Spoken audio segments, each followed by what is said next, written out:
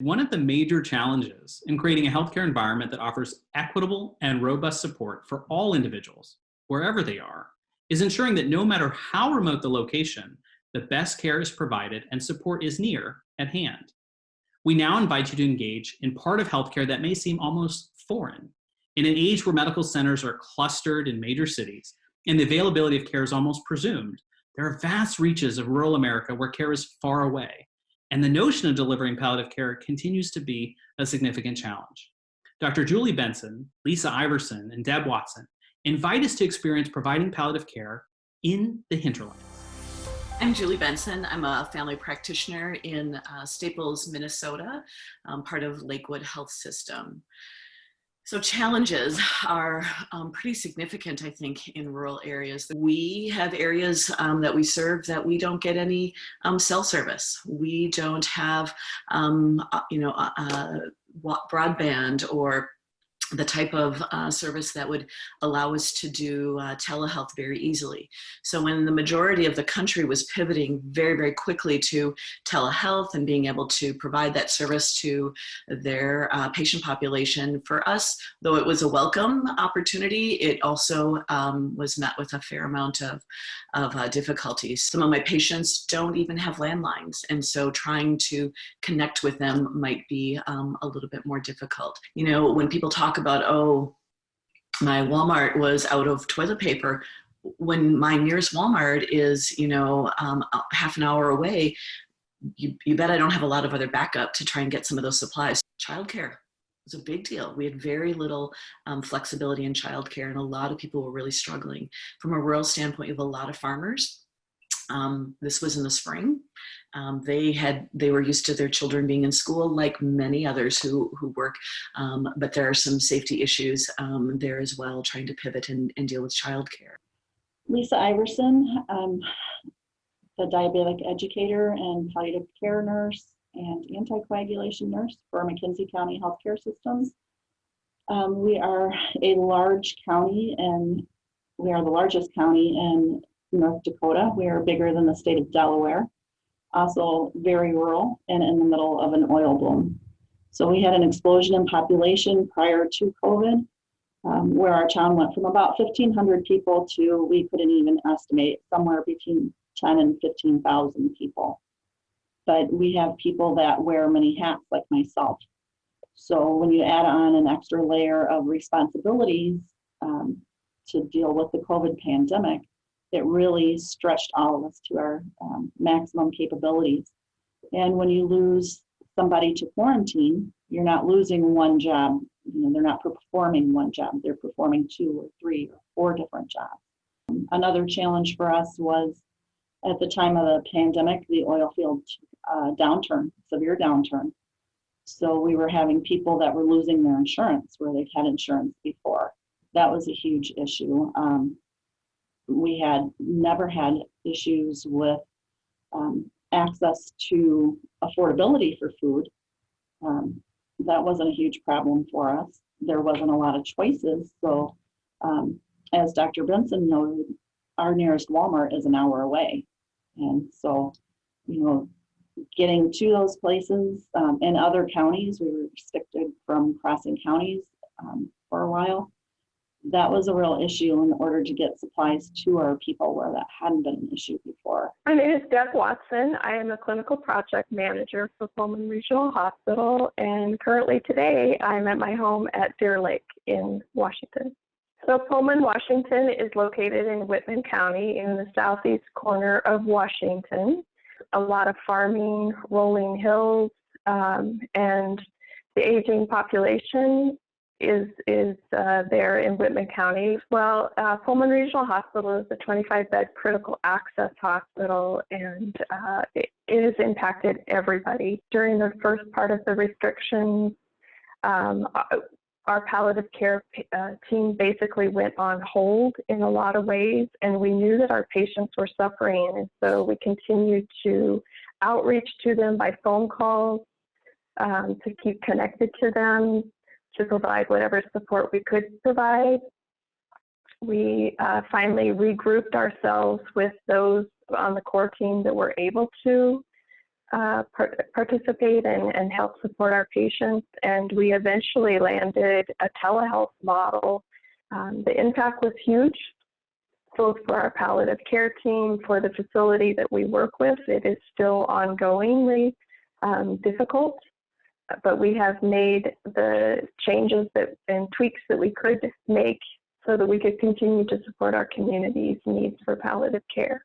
We found that a lot of my palliative care staff was called and pulled out to other areas. And so things were a little bit more limited, and we ended up having to really focus on those more towards the end of life and with those very serious critical illnesses going on, as opposed to looking up a little bit more upstream, which is what we've been trying to do over the past few years. And so we ended up focusing a little bit more on crises, or trying to prevent crises, because my staff was pulled in a multitude of directions, both home care, or our home-based palliative care, as well as our community-based palliative care.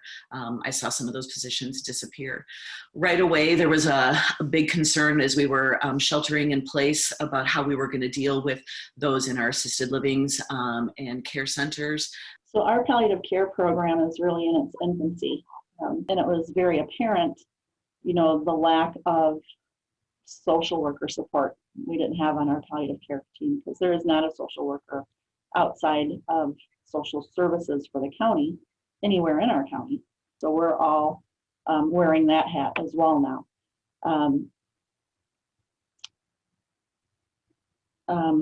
We were doing most of our palliative care visits as part of an office visit. Palliative care in an urban facility, typically they have a team. They are paid FTEs for that team, dedicated resources, and a complete team. So they have a provider, they have nurses, they have social workers, they have pharmacists, they have different team members that are participating. In a rural location, you rarely have dedicated resources. We have patients who in the past have just been expected to travel, up to 2 and 3 hours to go access services. They often don't have good, reliable transportation or transportation at all. I mean, one illness can take an elderly patient into the emergency department, fly them to the urban hospital, 2 hours away, sometimes even 4 or 5 hours away, depending on how critical they are, how available the services are that they need at that time that's deemed needed. We're shipping them off or sending them to other locations without understanding whether that is really what they wish for.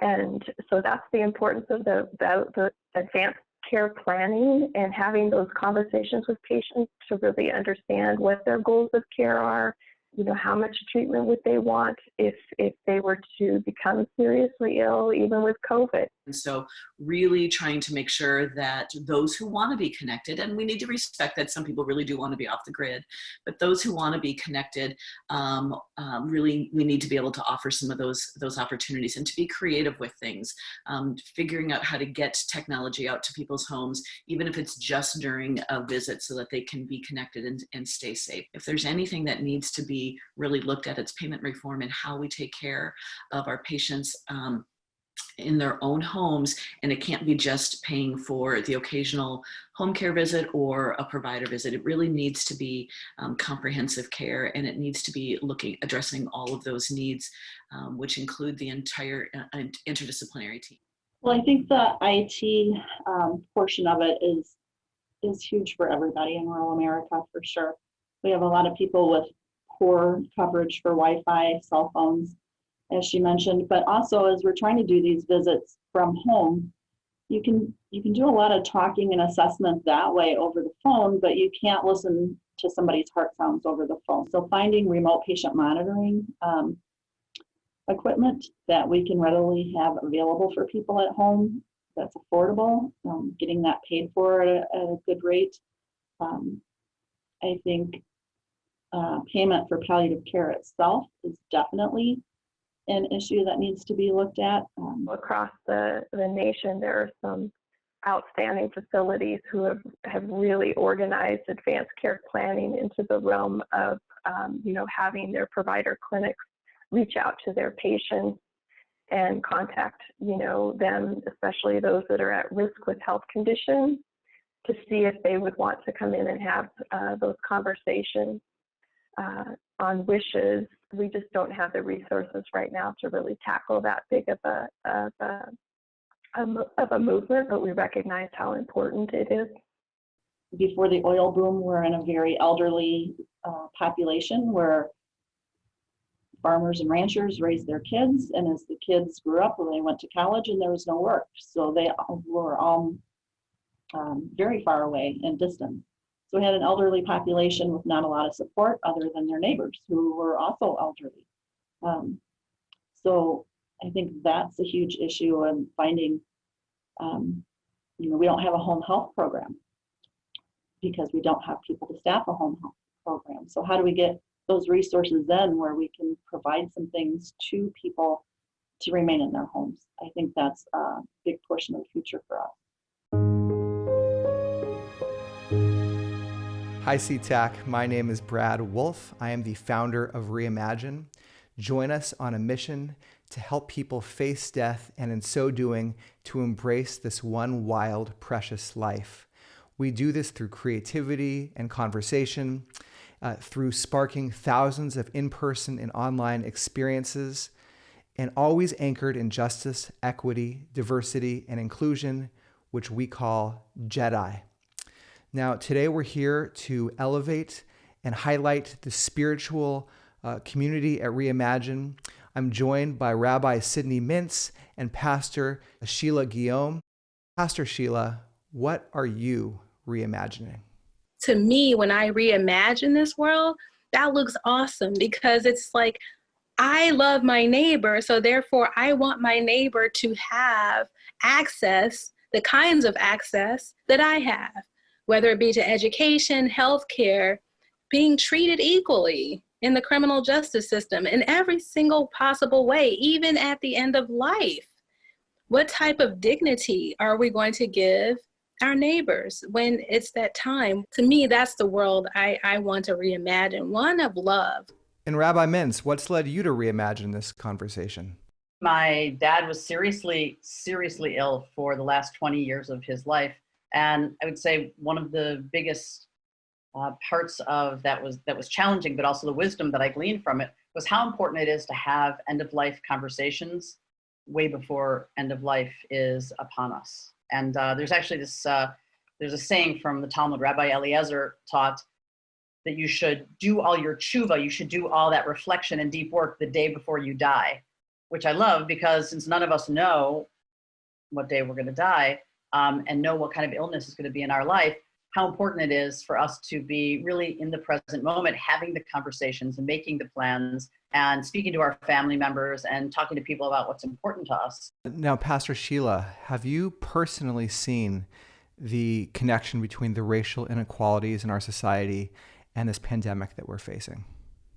The inequities are real, and I do see them in the community, in my family, in my church. I've had 2 of my loved ones to pass away from COVID-19, both persons of color, elderly, while others have had people to contract the coronavirus, their lives were not lost from it. And it's just clear from different stories that I hear that it seems like persons of color are dying disproportionately, at disproportionate rates from other communities. And that is a concern, just something that I've observed. Now, Rabbi, if you could ask Pastor Sheila one question, what would it be? For your community and what's happening in this country, what's the stumbling block that is preventing love from being lifted up today? Well, that's a great question. And unfortunately, it's the isms. It's the racism, it's the sexism, it's all the isms that seek to divide us. And Pastor Sheila, what's your one burning question for the rabbi? How do people like us begin to work together to help unite us? Well, in the next 45 minutes that I have to answer that question, first of all, just showing up. where there's grief, where there's pain, where there's anxiety, if we come from a place of love and we understand that there's so much suffering, that we need to come together. And sometimes it starts where you don't talk about theology, you talk about who's going to get the food to the food banks so that everybody benefits and is lifted up. So I think that I love you coming from love. And I think that if people come from a basic sense of goodness, equity, and dignity, as you mentioned, that gives me a lot of hope. And finally, as spiritual leaders, how do you say goodbye? In Hebrew, there's the saying lehitraot, which does not mean goodbye. It means we're going to see each other again. And so my hope is that even though this is really the first time that I've interacted with you, Pastor, that we will see each other again and again, for now on the screen, but that we'll be in person. And that what I can tell you is that if you ever need me, you need me to be in Florida, you need me by your side in any way, I feel like we're kindred spirits and sisters in many ways, and I would show up for you, and I know you'd show up for me. Absolutely. I think that's the best goodbye I've ever had in my life. Thank you so much, Rabbi. Goodbye in one sense also means God be with you, and it was shortened to goodbye. And so I say, God be with you. Thank you so much. It's been such a pleasure. Thank you, Rabbi Mintz and Pastor Sheila. That's a sweet goodbye from us. Let's all keep on reimagining.